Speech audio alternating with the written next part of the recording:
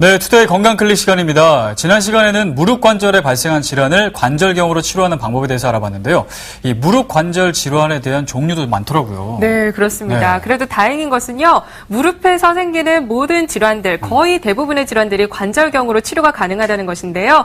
오늘은 특별히 반월상 연골의 치료 방법에 대해서 알아보겠습니다. 마띠사랑병원의 변재용 원장 나오셨습니다. 안녕하세요. 안녕하세요.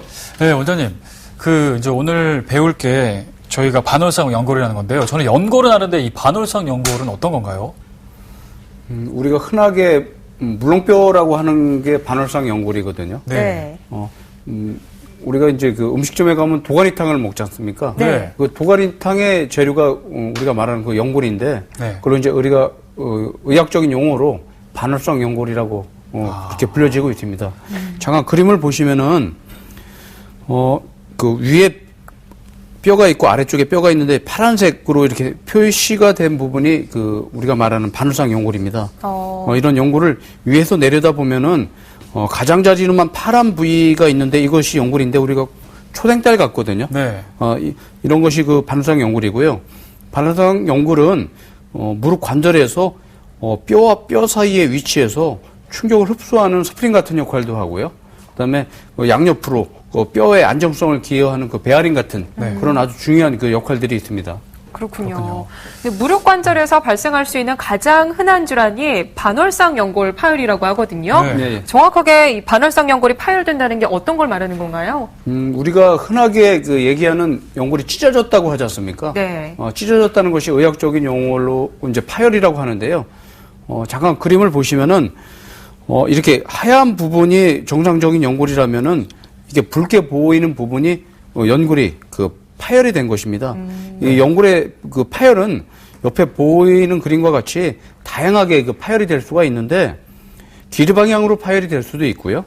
아니면 사선 모양, 아니면 직각으로, 아니면 또 연골의 그 길이의 수평 방향으로 이거 다양하게 그 연골이 그 파열이 될 수가 있습니다. 네. 근데 이렇게 연골이 찢어졌을 때 좀 미처 발견하지 못해서 치료를 못하게 되면 어떻게 되나요? 그렇게 되면은 네. 연골이 손상이 심하게 되는데 잠깐 동영상을 보시겠습니다. 네.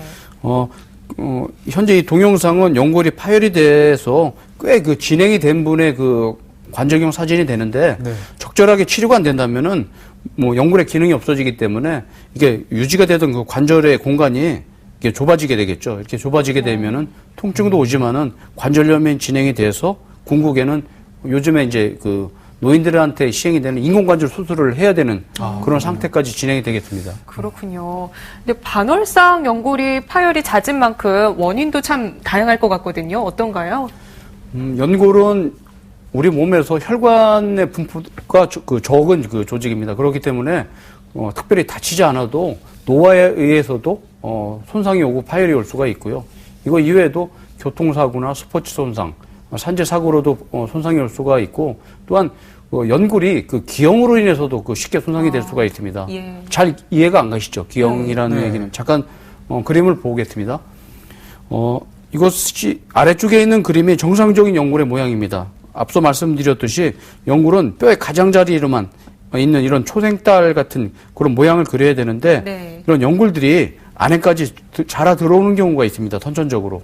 이렇게 되면은 뼈와 뼈 사이에 연골이 이렇게 그 중간에 그 충돌을 일으킬 수가 있기 때문에 예. 쉽게 그 파열이 될 수가 있습니다. 네. 이렇게 또 파열이 되면 좀 많이 아플 것 같은데 어떤 증상들을 느끼게 되나요? 환자들이요. 손상 초기에는 처음에 다쳤을 때는 이제 무릎 안쪽이나 바깥쪽에 통증을 느끼게 되는데요. 이것이 점차 진행이 되면서 걷거나 뛰거나 계단을 오르내릴 때 또는 방향을 전환할 때 무릎을 돌릴 때 그런 통증이 있게 되겠고요. 이것이 더욱 그 진행이 되면은 무릎을 펴거나 구부릴 때도 통증이 있고 더욱 진행이 되면 무릎이 붓고 물이 차는 경우도 있습니다. 네. 굉장히 아플 것 같은데요. 네. 이런 증상이 나타나면 병원을 찾게 마련이잖아요. 네, 그럼 그렇습니다. 진단은 어떤 식으로 받게 될까요?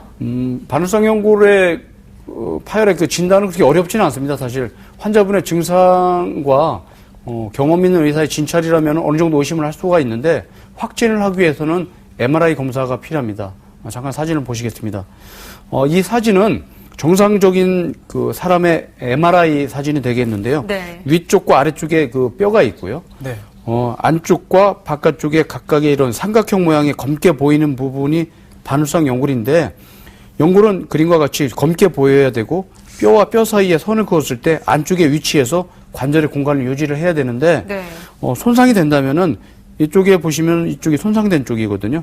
위쪽에는 검게 보이는 부분이 있지만 아래쪽에는 거의 단절이 돼 있죠. 예. 네.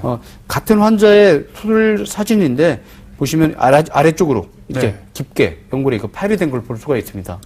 네. 근데 이렇게 파열이 되면 좀 조기에 수술하는 게 좋을 것 같은데 네. 치료 원칙 같은 게 있나요? 예, 있습니다. 연골은 무릎의 기능에 있어서 아주 중요한 구조물이 되겠습니다. 그렇기 때문에 연골에 손상이 있고 파열이 있다면은 가능하다면은 적극적으로 수술적인 치료를 해야 되는데요. 대부분 수술 내용이 봉합을 하거나 제거하는 절제술인데 가능하다면 봉합을 하는 것이 좋겠죠. 네. 하지만 모든 환자들한테 봉합을 할 수는 없고요. 필요에 따라서는 부분적으로 제거하는 절제술이 필요하겠습니다. 지금 절제술이 필요할 수도 있다고 하셨는데요. 어떻게 하는 건가요? 절제술이란 손상된 연골을 너덜거리고 충돌이 되는 부분을 우리가 다듬어주는 그런 것이 되겠습니다. 네. 그림을 보시면은 좌측에 있는 그림은 손상된 연골이고요. 우측에 보이는 그림은 손상된 연골을 부분적으로 제거한 절제술 후의 사진인데 직접 동영상을 한번 보실까요? 뒤쪽에 보이는 부분이 연골이 파열이 돼서 이렇게 손상이 돼서 너덜너덜 거리죠. 네. 네. 꽤 오랫동안 진행이 된 연골 손상인데 오래된 연골 손상인 경우에는 봉합이 힘들고 설령 봉합을 한다고 하더라도 잘 낫지 않기 때문에 대부분 이렇게 다듬어내는 수술을 많이 합니다. 절삭기라는 수술 기구를 이용해서 현재 손상된 연골을 다듬어냈고요. 이후에 약한 부분을 우리가 특별한 수술 기구를 이용해서 동영상에서 보는 바와 같이 이렇게 다듬는 그런 수술을 하게 되겠습니다. 네. 네. 아무래도 이렇게 이 반월상 연골판이 좀 파열되는 경우에는 제거하는 것보다는 그래도 이렇게 봉합해서 보존하는 게 더 좋은 것 같은데 예, 그렇습니다. 봉합술은 언제 하게 되나요? 봉합술을 하는 경우에는 손상된 후 얼마 시기가 지나지 않은 급성기 때 주로 수술을 많이 하고요. 나이가 어렸을 때 젊은 사람인 경우에는 적극적으로 봉합술을 시행을 해야 되는데 그렇다고 해서 모든 연골 파열에 봉합이 가능한 건 아니고 파열된 부위가 그림에서 보는 바와 같이 가장자리인 경우에 주로 이제 봉합술을 시행을 하게 되겠습니다. 잠깐 봉합을 하는 그 동영상을 보시겠습니다. 길 방향으로 길게 연골 파열이 있고요. 보면 이쪽 방향으로 연골 파열이 있죠. 예. 네. 예, 이렇게 손상된 부분을 다 제거를 한다면은 빠른 시간 내에 관절염이 와서 큰 통증이 남고 후유증이 남겠죠. 이런 경우에 내시경을 이용해서 현재 파란 실들이 보이죠. 이렇게. 이것은 연골을 봉합을 한 후에 사진이 되겠습니다. 그렇군요. 자, 오늘은 반월상 연골 파열의 치료법에 대해서 알아봤습니다. 오늘 도움 말씀 감사합니다. 감사합니다.